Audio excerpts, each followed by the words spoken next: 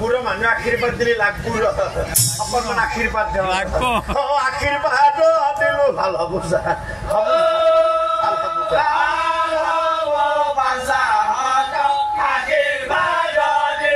সোনকালে বাচ্চাহঁতৰ সতি সন্তান হব হব যা আশীৰ্বাদ হব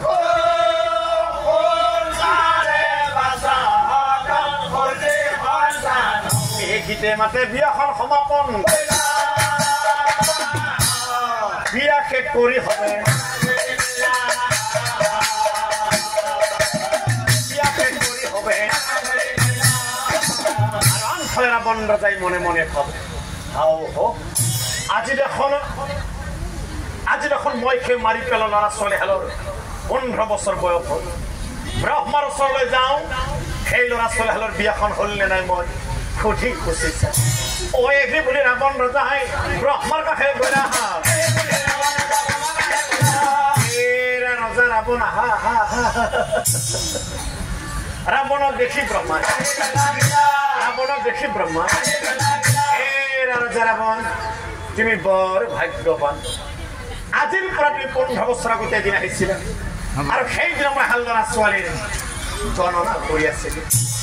আৰু আজি 15 বছৰ পিছত আহিলা ডাঙৰ কথা কি জানা ৰজা সেই যে ল'ৰা ছোৱালীহালৰ বিয়াখন হ'ব বুলি কৈছিল সাগৰৰ সিটো পাৰত দুইৰে বিয়া হৈ গ'ল নিশ্চয় জানিব কি এই কথা শুনি ৰাৱণ ৰজাই আচৰিত অসম্ভৱ মাত নিদি ব্ৰহ্মদেৱ এই কাক সুধিব ৰজাই ভাবি পোৱা এতিয়া চাওঁ যিজন ঘাতকক সেই ল'ৰা ছোৱালীহাল কাটিবলৈ পঠাইছিল আজি কেইদিনমান আগতে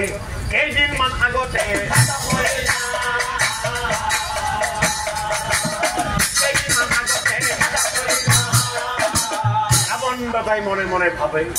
ব্ৰহ্মাদেৱ আজিহে জানিলো মই তুমি সকলোৰে গণনা লিখা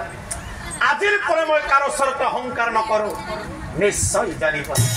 হে পৰম শ্ৰদ্ধা নাম ধৰ্মী ৰাইজ অহংকাৰ কৰাটো মূৰ্খৰহে কাম অহংকাৰ নকৰি হবে কৰ্ম কৰি যোৱা নহলে ৰাৱণৰ নিচিনা হ'ব এদিন নিশ্চয় জানিবা বহুত দয়া কৰা দয়াময়